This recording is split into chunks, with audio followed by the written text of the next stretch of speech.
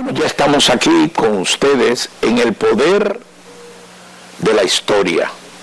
El poder de la historia es una parte importante, emblemática, podría yo decir, que está asignada dentro del poder de la cultura de los jueves. Entonces nosotros tenemos el poder de la historia y el poder de la diplomacia. ¿Por qué hemos decidido andar, anidar, cultivar este territorio que no es muy dable a ser comercial y no es muy dable a ser usual en la televisión? Bueno, precisamente por eso, porque alguien tiene que hacer. Algunos de alguienes tiene que hacerlo. No se dice alguienes, pero se puede decir alguno de alguien. Yo le agregué ES. Entonces estamos decididos a hacerlo. El historiador y diplomático Miguel Reyes Sánchez acaba de ser designado embajador de ambos programas, lo que indica que nos va a ayudar a seleccionar temas y a contactar historiadores y diplomáticos que son muy difíciles, porque son intelectuales, son personas muy ocupadas y son personas de mucho talante y talento, las dos D. Pero Miguel, don Miguel, laureado, premiado en sus obras, nos va a colaborar. Pero hoy nada más quería hacer ese anuncio. Iniciamos el poder de la historia. Miguel Reyes Sánchez está aquí con nosotros. Qué gusto saludarle. Muy buenas tardes, muchas gracias. Para mí es un gran placer venir a este programa, y más con esa contribución y aporte que se le hace a la sociedad dominicana con estudiar y analizar todos estos temas históricos de interés de la grandes mayoría. En el último tercio del año 2024, sí, han surgido análisis que serán el tema de nosotros para el día de hoy. El almirante Cristóbal Colón ahora se hace dueño de la información, una investigación que dice que los restos de él están en España y no en la Catedral Primada de América. En el Faro Colón, que en este momento. De ahí se pasaron al Faro Colón en el año 1992. Sí, sí. La cripta que estaba a la entrada de la catedral tenía los restos. Cuando se hizo el faro al almirante, se llevaron para allá. Exacto. Todo una estructura y toda una historia grande. Sí, sí. Vamos a analizar, vamos a escuchar al historiador investigador si eso es verdad o es mentira. Sí. Estaba precisamente en España en el encuentro de las Academias de Historia Iberoamericanas, cuando se hizo el anuncio de que el 10 de octubre iba a pasar un documental donde se iban a dar noticias que iban a cambiar la historia. Estábamos esperando qué era esa noticia, y la noticia fue que por Radio Televisión Española, que el doctor Lorente, un investigador de genético de la Universidad de Granada, había dado una rueda de prensa diciendo y hecho un documental que los restos del almirante, él tenía una fiabilidad absoluta, utilizó esos dos términos, de que estaban en la Catedral de Sevilla. Al escuchar eso, él tiene más de 20 años diciendo lo mismo. Él va cambiando los términos y va aseverando con más certidumbre. Él decía, y en el documental aparecen hallazgos de carácter genealógico por pruebas de ADN, donde él dice que sí, que allí está el almirante, pero en investigaciones de qué se puede conseguir en pruebas de ADN, la fiabilidad de que son de una misma familia, pero no la certidumbre de que es Juan, Pedro o María. Es decir, yo hago una prueba de ADN y puedo comprobar que son los Colón, pero yo no puedo decir que Juan, que Diego, que Luis o que Cristóbal. Específicamente, sí hay la cadena de que es la familia. ¿Qué sucedió en la historia? En el 22 de febrero de 1498, Cristóbal Colón escribe una especie de testamento donde dice que quiere que sus restos estén en la isla La Española. Perfecto. Muere Colón el 20 de mayo de 1506 y María de Toledo trae los restos de Cristóbal Colón en 1537. Esos restos, junto a los de su hijo Diego Colón, son enterrados en la catedral en 2 urnas diferentes. ¿Qué sucede? En 1795, cuando el Tratado de Basilea, al ceder España a Francia los territorios, automáticamente se produjo el traslado de los restos hacia Cuba. Pero ¿qué sucede? Cuando abrieron la cripta, en la cripta había 2 cajas, pero ellos no vieron una. Ellos no vieron la que estaba en la esquinita, sino solamente se llevaron la que no tenía ningún tipo de identificación y entendían que era la del almirante. Eran los restos de Diego Colón. Cerraron de nuevo y se llevaron sus restos, lo llevaron a la Catedral de La Habana, ahí lo depositaron, y perfecto, para todo el mundo esos eran los restos de Colón, hasta... Un momentito. Ajá. Estamos hablando del año 1795. 1795. Tratado de Basilea.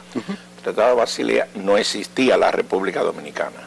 No aún, en 1844 se crea como país. Bien. Era la isla La Española que estaba. Consígame la certeza de esas 2 urnas. Sí. ¿Y por qué establecer que una era la de Diego y la otra de Colón? Porque la de Colón estaba debidamente identificada. Tenía una D.A. que el padre Villini identificó que eso significaba descubridor de América. Incluso tenía tallado que aquí reposan los restos del almirante Cristóbal Colón. En la que se quedó. Correcto. ¿Y eso, se conserva algo de eso? O se... Lógico, en 1877, que ahí era que seguía la historia, se hacen unos arreglos en la catedral y se abre la urna de donde se habían se abre el orificio donde se había sacado la urna. ¿Y qué sucede? Que tras una pared de 16 centímetros en la esquinita pegado estaba la otra urna, que identificaba que esos eran los restos de Cristóbal Colón. En ese momento, incluso, se hizo una ceremonia, se abrió la urna, pedacitos de falange y pedacitos de hueso fueron distribuidos a representantes diplomáticos en el país debidamente encapsulados. Uno de esos fragmentos está en el Museo de las Casas Reales, el que pertenecía a Luis Cambiaso, que era diplomático italiano en el país. Él se lo llevó y después lo devolvió al país para que lo tuviéramos, y se exhibe en el Museo de las Casas Reales. ¿Qué sucede entonces? Ahí se identificó totalmente que era la urna que contenía los restos de Colón, y a partir de ahí es que viene el problema de que dicen que están allá o que están acá. Pero después de eso, en el año 1899, cuando Cuba se independiza de España, los restos que estaban allá en Cuba, en la Catedral de Habana, que con toda certidumbre eran los de Diego Colón, son los que son llevados a Sevilla, a la Catedral de Sevilla. Mire, yo desde que nací, y desde que yo vine de Baní, yo hasta hoy he escuchado esto, y la verdad es que no le ponía interés, pero ya el oficio que tengo, más la seriedad y probidad de su tema, confieso que por primera vez les voy a poner tiempo. En primer lugar, porque yo vengo de una generación que nos vendieron que Colón es un pillo, que Colón es un pirata, y que se llevó de aquí de todo, ¿verdad? Y que él no descubrió nada, que el personaje más simpático fue Rodrigo de Triana cuando dijo tierra, y que llegó primero. Eso dicen. Y que Colón, como tal, lo que vino fue a buscar para llevarse. Entonces, en la escuela y en todos los sitios me fueron dando que yo a Colón, inclusive, Sí, madera. no lo menciona. Diga, pues, yo digo el almirante. El almirante. Hasta hoy que voy a poner. Ok. Una pregunta al margen. Sí. ¿Qué importancia tiene que los restos estén aquí? Bueno, es una especie de legado histórico. Él mismo hizo su testamento para que estuvieran en la isla La Española. ¿Dónde está ese testamento? Ese testamento está escrito y firmado, está en España en estos momentos. ¿Guardado dónde? En el archivo de Indias en Sevilla. Entonces, ¿qué sucede? Con ese testamento él expresó su última voluntad. ¿Quién le complació la voluntad? Usted dijo que lo mandó para acá. María de Toledo fue que lo trajo, que era la esposa de Diego Colón. O sea, su nuera. Su nuera, exactamente, fue que trajo los restos. En el 1700. No, 1537. O sea, nosotros tenemos ¿cuántos siglos con este lío? Sí, tenemos mucho tiempo con esta situación. Y además de usted, sí. ¿quiénes más sostienen esta tesis? No, esta tesis de que está aquí la sostenía Emiliano Tejera, Hermosillo de la Cruz, el fray Cipriano de Utrera, Carlos Esteban Davis, Fran Moya Pons, que eran especialistas en esa época. ¿Y por qué no le contestamos todito a ese fresco entonces que está haciendo ver que nosotros somos unos impostores? Sí, se le ha contestado, se le ha hecho llegar, incluso España mismo, ahora mismo varios historiadores españoles le están diciendo que sus hallazgos no tienen valor alguno, porque están sobre la misma muestra que se tomó. Y ya hay certidumbre. Que ese historiador que se llama, ¿sí? ¿cómo? El médico, el doctor Lorente. Pudiéramos decir que el doctor Lorente, Juan, está buscando view es que se dice. Sí, no, y ha sacado millones, no dinero, ha sacado millones del documental que se publicó apenas hace 6 días. Porque millones. Pero vamos a usted y uno. Vamos a hacerlo, antes que quiten la ley del cine. Exactamente. No, eso no sé, yo entiendo que no se va a quitar, yo tengo toda mi... Pero no podemos ganar un dinero. No, pero fuerte, de verdad, vamos a hacerlo. Y ponemos de productor a Juan. Excelente, Juan, magnífico. Pero espérese. Cuidado, ¿usted cree que yo estoy relajado? No, me gusta la idea, muchísimo, vamos a hacerlo. Se fue, vamos a hacerlo. Okay. Vamos a meternos a hacer un documental de que los restos de Colón están aquí y lo vamos a probar. Entonces el productor debe escribir el guión. No, hasta yo mismo le ayudo con el guión, vamos arriba. Qué bueno. Voy a entrenar en un documental. Sí, vamos a hacerlo. ¿Cómo le ponemos ese documental? El verdadero lugar de los restos de Colón. Está muy largo. No, es muy largo, sí. Yo le doy tiempo. Sí, vamos a buscarlo. Sí, ¿cómo no? Sí. Pónganme los teléfonos para los que quieran opinar de esto. Perfecto. Entonces, ok. Los restos están... ¿Va mucha gente al faro? Va mucha gente al faro, pero no la suficiente. Yo entiendo que el faro ¿Usted está consciente que muchos como yo somos como que...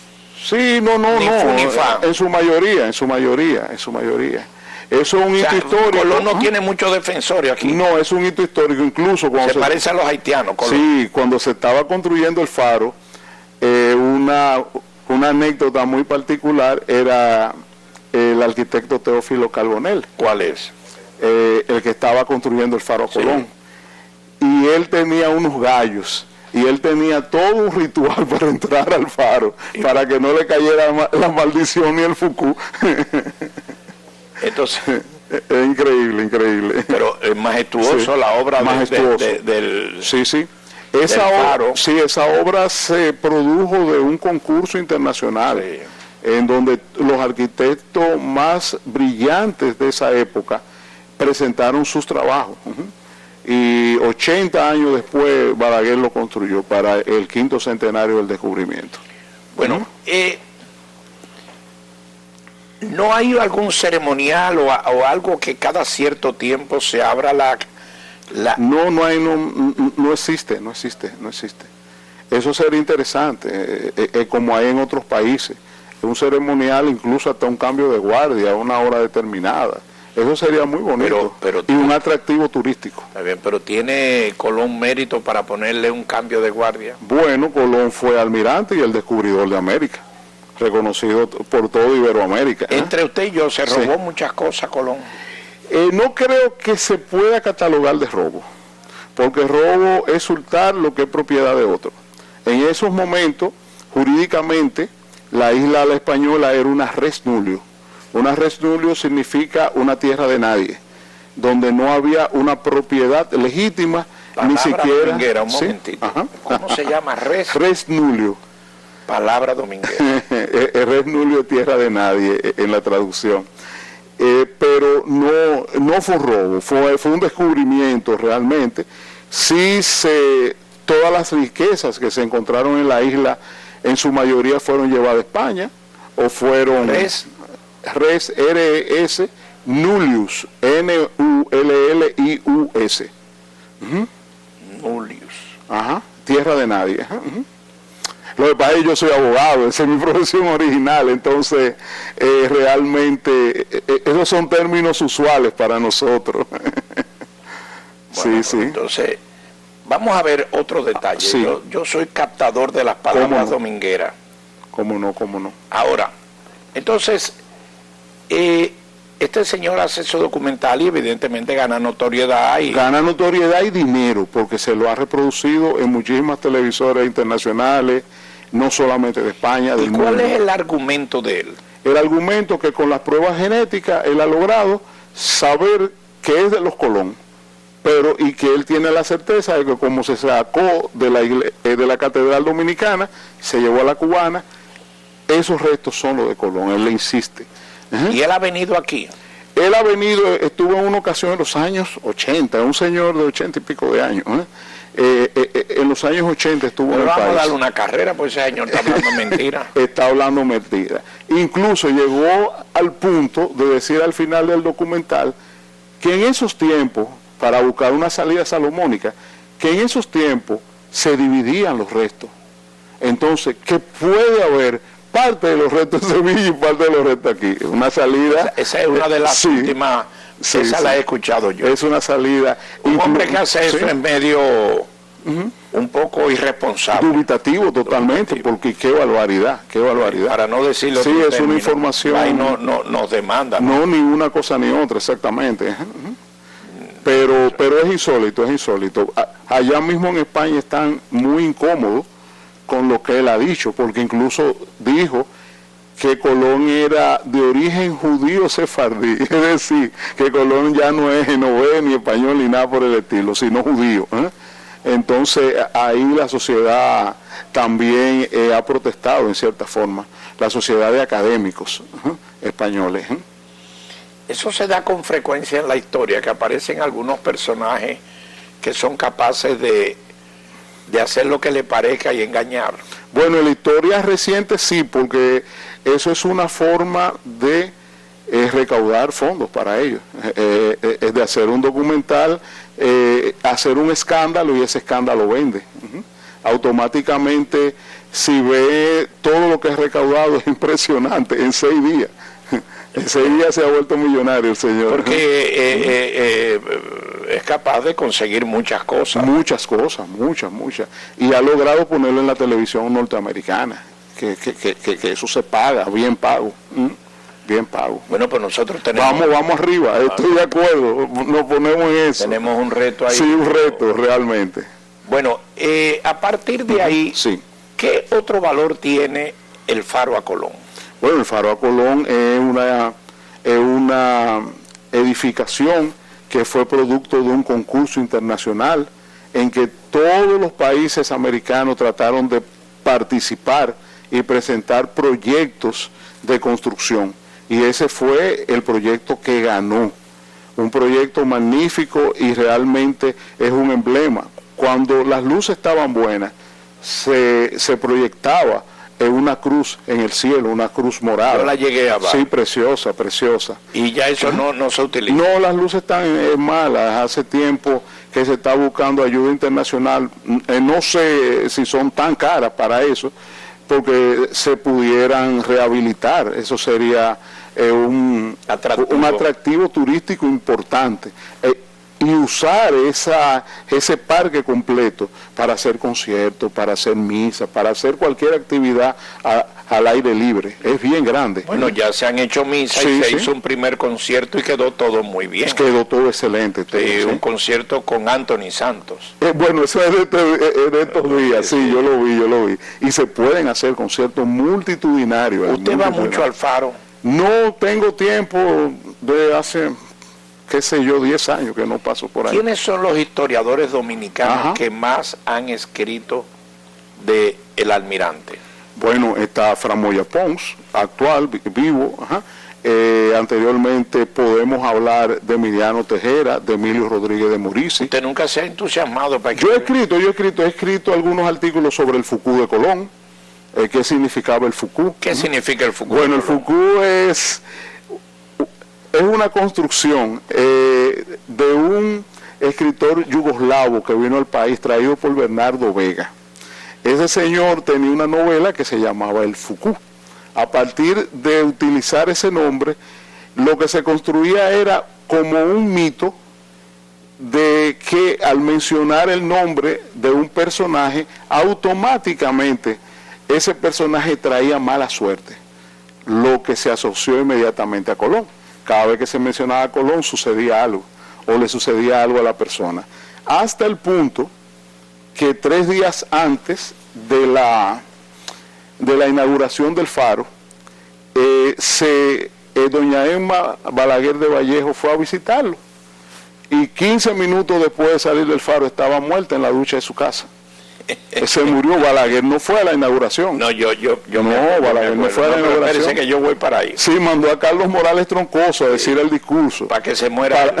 Bueno, era su sustituto. Balaguer era supersticioso. Muy supersticioso. Dígame algunas cosas que Balaguer es supersticioso.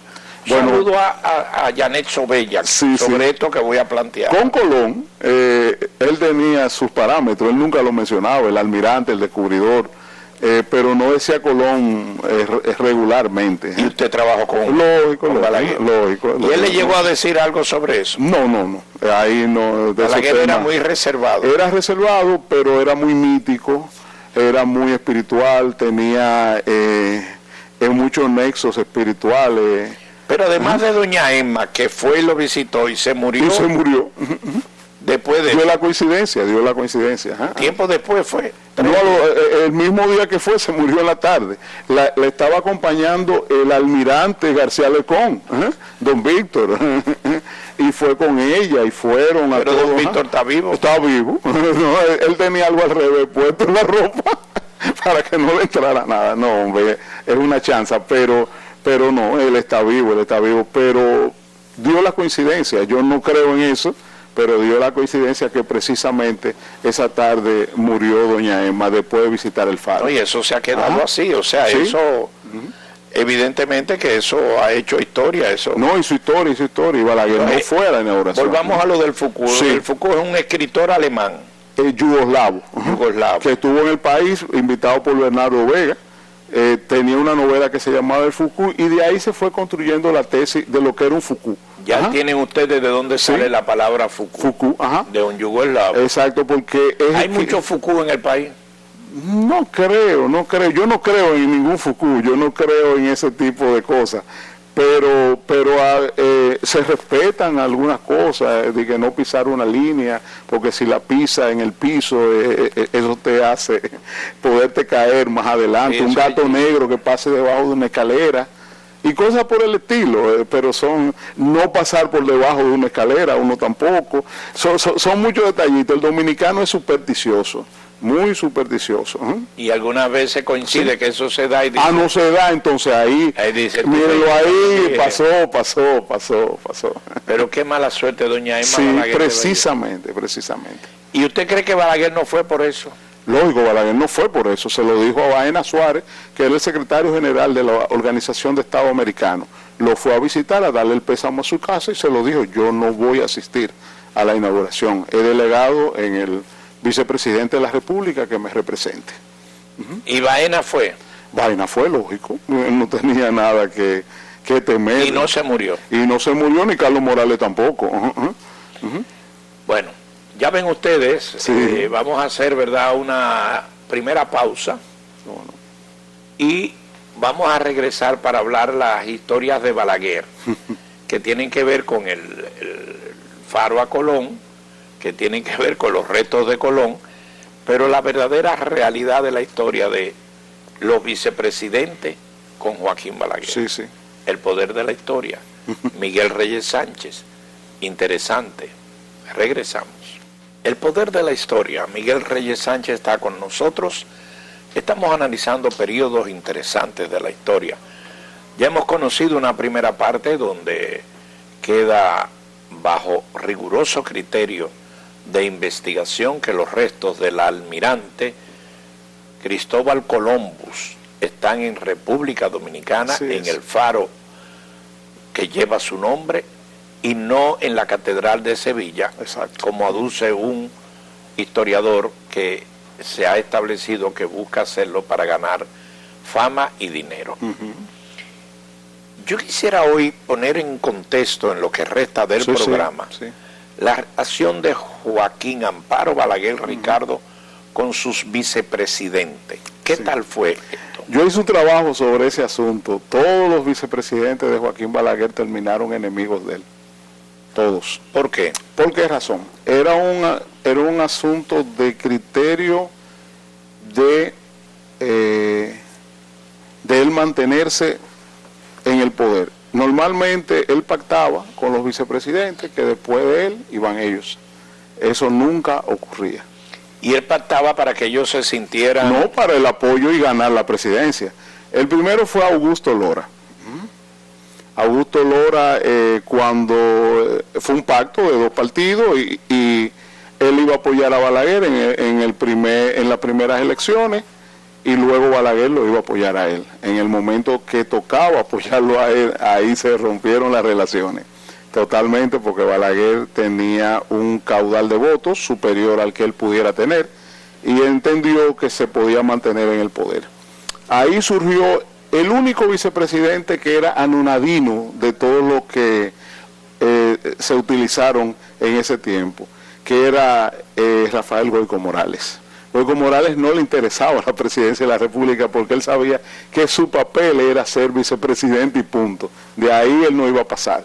Y acompañó a Balaguer hasta el año 78. 78, cuando ganó don Antonio Guzmán. Ahí ganó don Antonio Guzmán, 78, en el 82 ganó Salvador Jorge Blanco, y a su regreso vuelve con Carlos Morales Troncoso.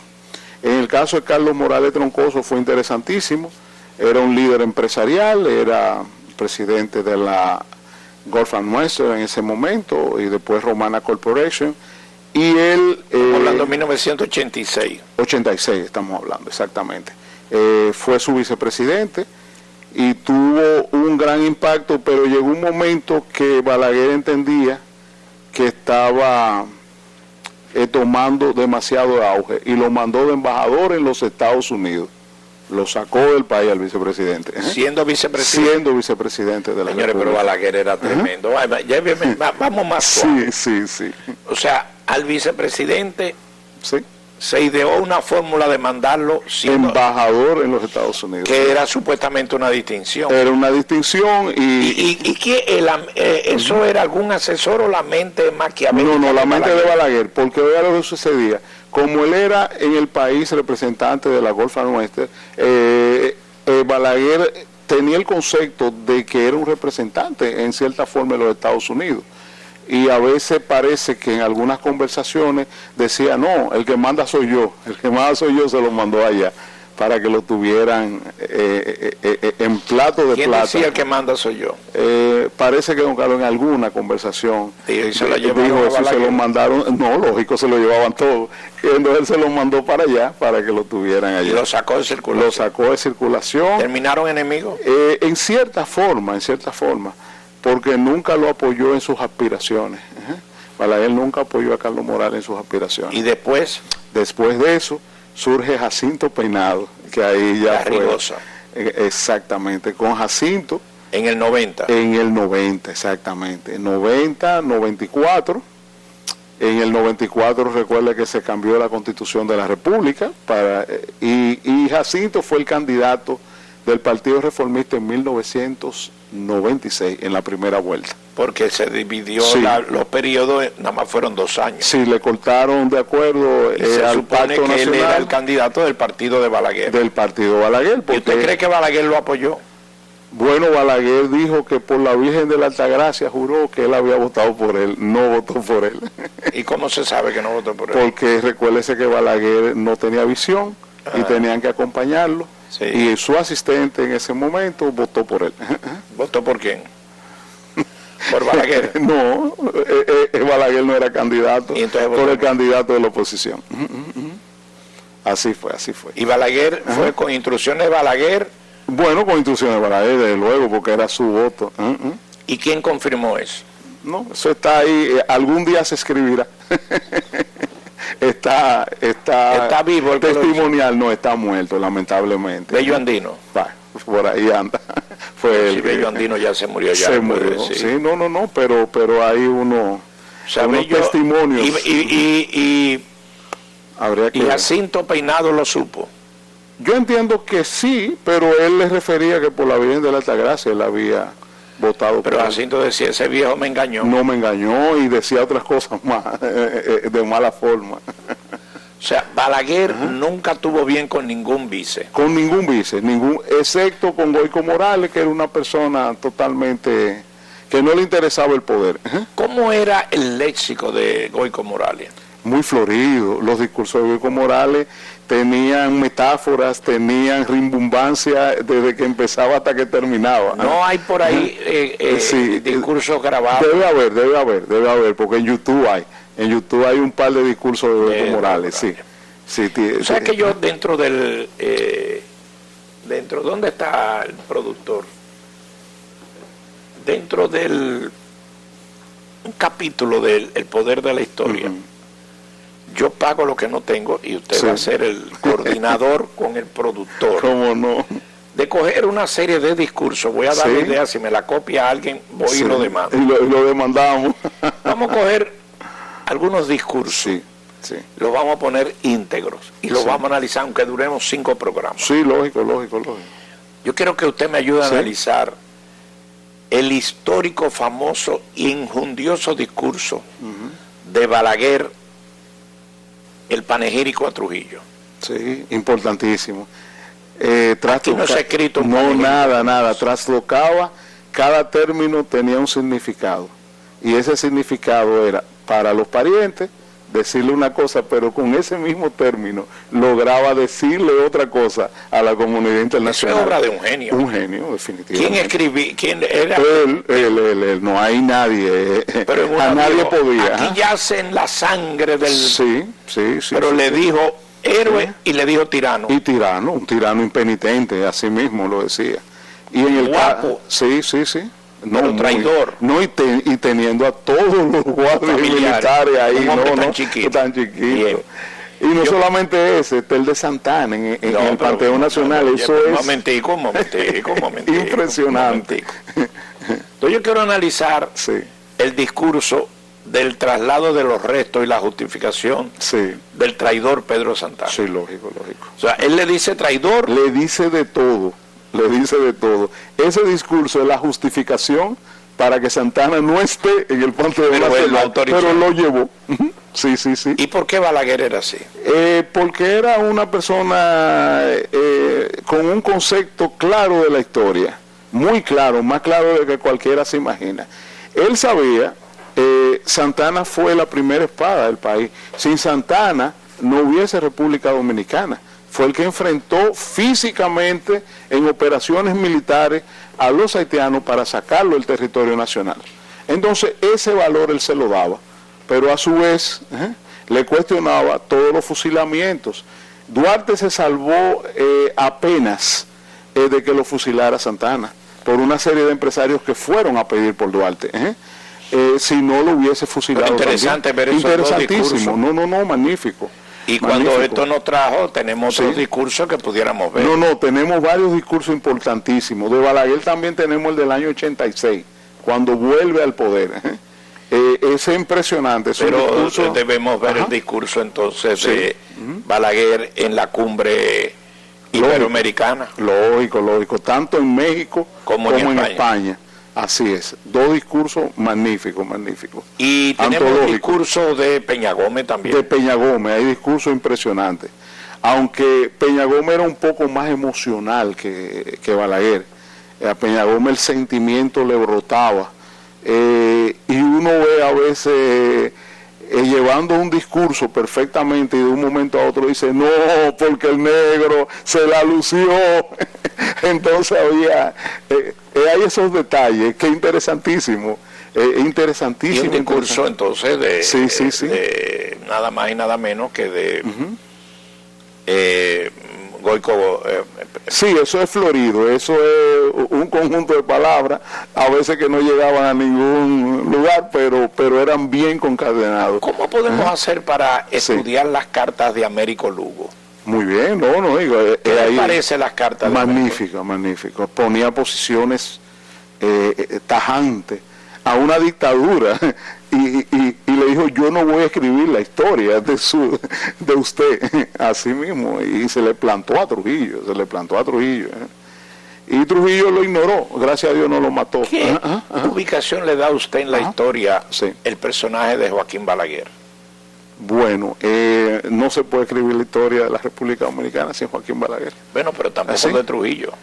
De Trujillo tampoco, pero Joaquín Balaguer fue el reformador real. ¿Cómo usted compara Joaquín Balaguer y Juan Bosch?